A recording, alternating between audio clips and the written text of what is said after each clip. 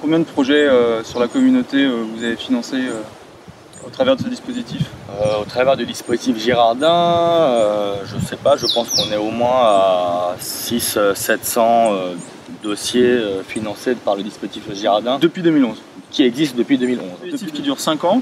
En quoi c'est intéressant pour les gens qui vont financer ces agriculteurs de financer des pistes et des canaux plutôt que de financer par exemple du matériel, un tracteur ou ce genre de choses? Eh bien, disons que sur ce dispositif-là, donc de pistes et de canaux, ce qui est quand même bien, c'est que c'est des investissements qui sont sur les terrains.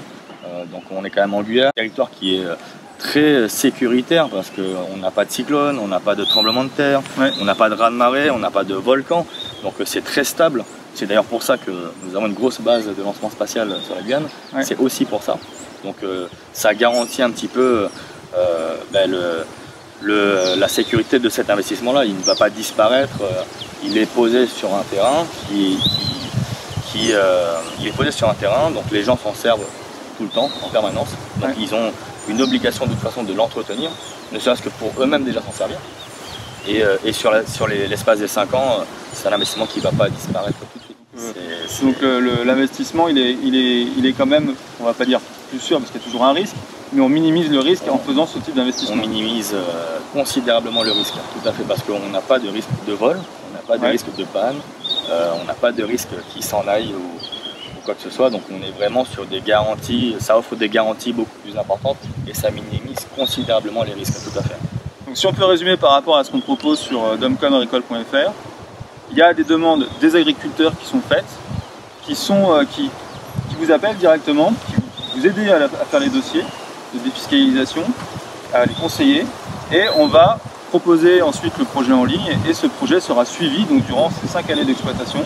Pour un bon développement d'exploitation, c'est primordial de pouvoir y accéder tout simplement. Si on n'y a pas accès, ça rend l'exploitation de cette parcelle-là beaucoup plus difficile que si on a tout simplement un accès sommaire, une desserte qui permet d'accéder à une parcelle, à une récolte, à un entretien. On améliore les conditions, on améliore le temps de travail aussi et on améliore aussi beaucoup l'aspect physique, la santé. Ouais. Donc c'est quelque chose qui est important, je pense, aujourd'hui pour l'humain en tout cas. Et j'espère que tout le monde nous aidera et que vous nous aiderez justement à y arriver. Donc c'est un dispositif qui va perdurer au moins jusqu'à 2025. Donc on a quand même un peu de temps pour développer cette agriculture locale pour arriver à ce résultat. Et donc c'est avec ce type d'initiative comme domcomagricole.fr où on peut proposer à tous les contribuables de métropole, mais aussi de Guyane, parce que c'est pas interdit pour eux, tout à fait.